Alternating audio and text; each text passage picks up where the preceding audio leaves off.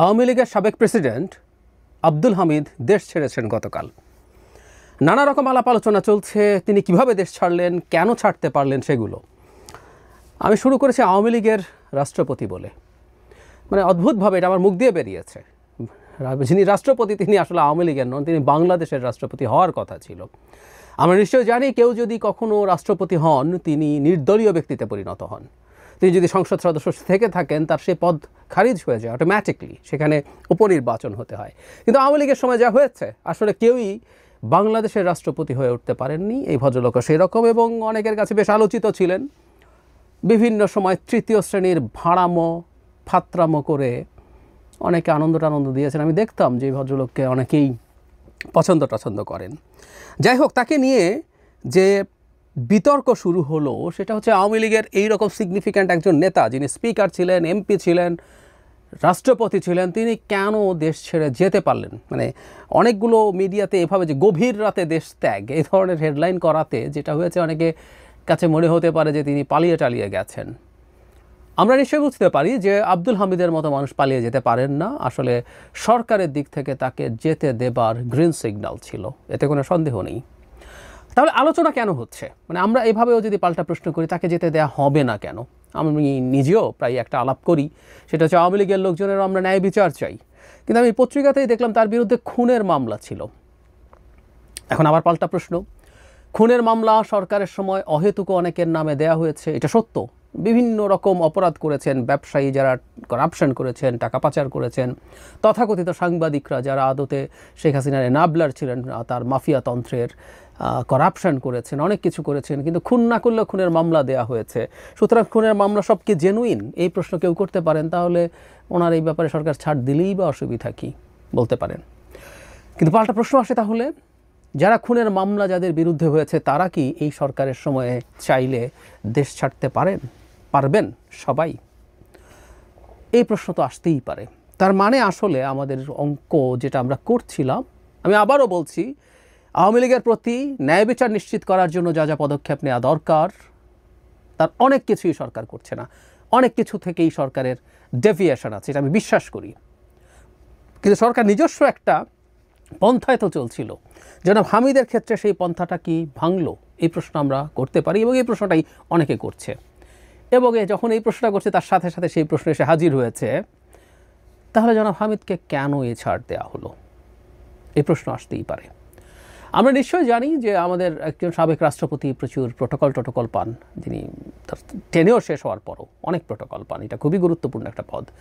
কিন্তু রাষ্ট্রপতি থাকাকালীন সময়ে তিনি কোনো ফৌজদারি আইনের অধীনে আসতে পারেন না, ততদিন পর্যন্ত তিনি এটার ঊর্ধ্বে থাকেন।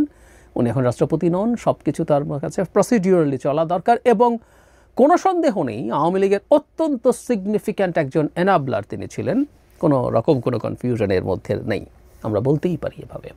তাহলে তাকে সরকার যেতে দিল, কেন দিল? সরকারের মধ্যে কি আছে? আমি খেয়াল করেছি বৈষম্য বিরোধী ছাত্র আন্দোলনের সময় যারা অ্যাক্টিভ ছিলেন, যারা সেই আন্দোলন থেকে নতুন যে রাজনৈতিক দল বা জাতীয় নাগরিক কমিটি থেকে যারা রাজনৈতিক দল এনসিপিতে গেছেন বা যারা যাননি, তারা এই ব্যাপারটা নিয়ে বেশ শোরগোল করছেন।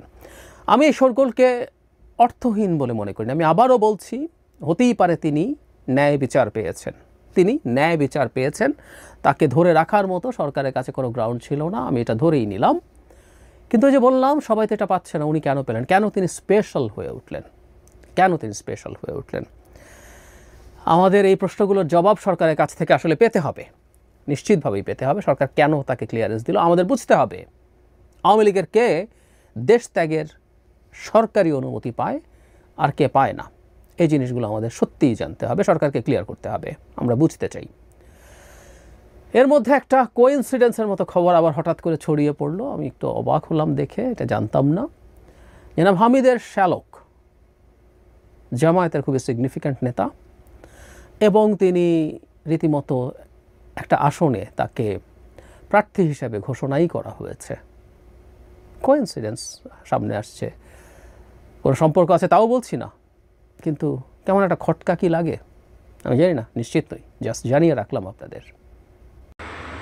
প্রিয় দর্শক, এতক্ষণ আমরা ওনার কথাগুলো শুনলাম এবং উনি যে বিষয়টি নিয়ে কথা বললেন এটি কিন্তু একটি গুরুত্বপূর্ণ একটি ইস্যু। কারণ প্রিভিয়াস গভর্নমেন্টের আমলে উনি একটি গুরুত্বপূর্ণ দায়িত্বে ছিলেন এবং ওনার দায়িত্বে থাকা, উনি যে পদে ছিলেন সেই পদ থেকে কিন্তু নীরবে থাকার বিষয়টি কিন্তু ওনার ক্ষেত্রে ঘটেছে, যেটি বাংলাদেশে এত ধরনের মর্মান্তিক বিভিন্ন ইস্যু ঘটে গিয়েছে। তো সেই জায়গায় উনি নীরব থাকার কিন্তু সম্মতিরই এক ধরনের লক্ষণ, ওনার অবস্থানটা যে জায়গায় হোক।